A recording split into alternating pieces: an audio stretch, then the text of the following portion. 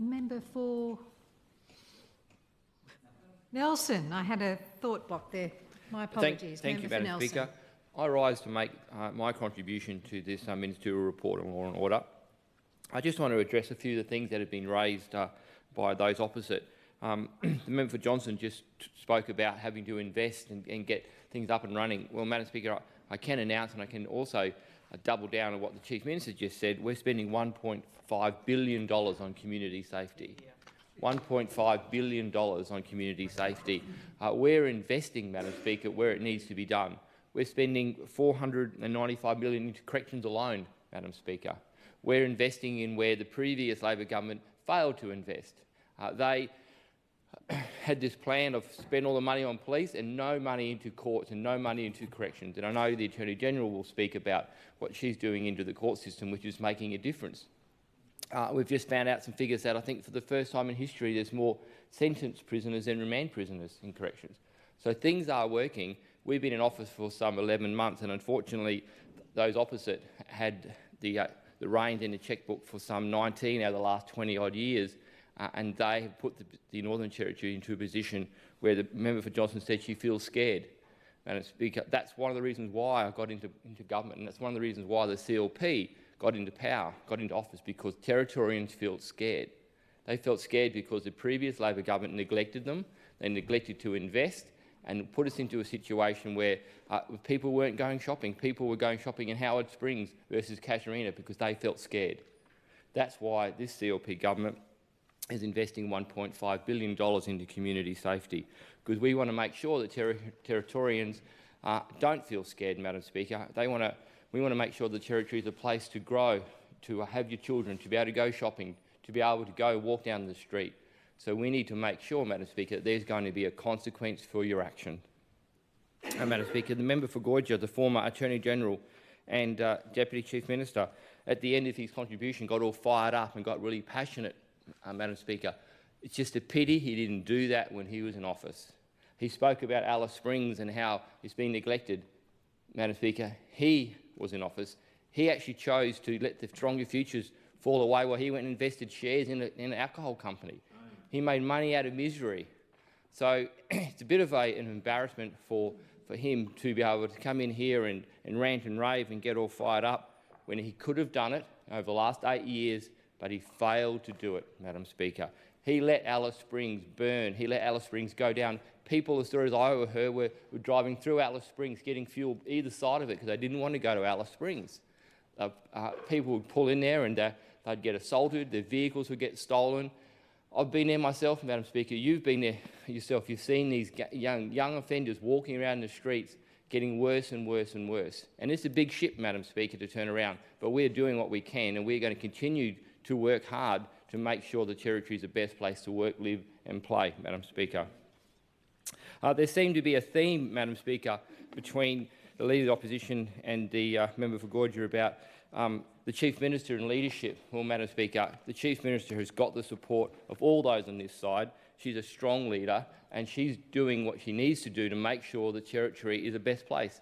Madam Speaker, she recalled Parliament and made bail laws stronger to keep the community safe. Now, Madam Speaker, now that is strong leadership. And I can commend the Chief Minister for doing what she's done to make sure the Territory is a safer place in the last 11th month. Madam Speaker, the opposition leader spoke about the Territory and the Chief Minister being an utter failure and soaring crime rates, and crime has got worse across the Northern Territory.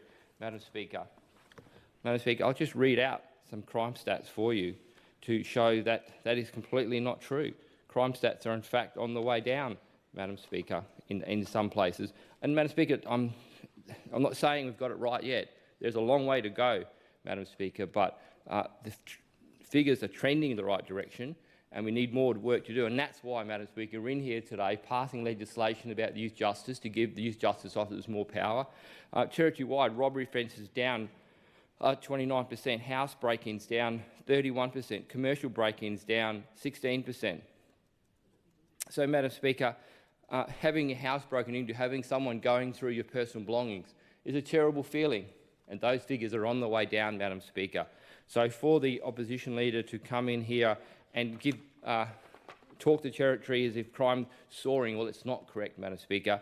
Things are getting better. It's a long way to go, but in 11 months, Madam Speaker, the Territory is feeling a safer place. I've just did the show circuit, Madam Speaker. I went to all the shows, and people were speaking to us in Alice Springs, into Tennant Creek, Katherine and Darwin, and they said, yes, we are feeling safer. Things are getting better, but don't stop. Keep your foot on the accelerator and keep working. And, Madam Speaker, and that's what we intend to do. There seems to be the theme between the opposition about attacking the Chief Minister's leadership. Well, Madam Speaker, in 11 months, the Chief Minister has shown true leadership. She changed the law. The Territory is a better place. It's a long way to go. We continue to move forward, Madam Speaker. And that's what we're going to do. The 𝙍𝙀𝒑𝒂𝒃 government are getting on with the job. We want results, and results are coming up, but there's more work to be done. And let me be clear, Madam Speaker, the government is backing the victims, not the offender.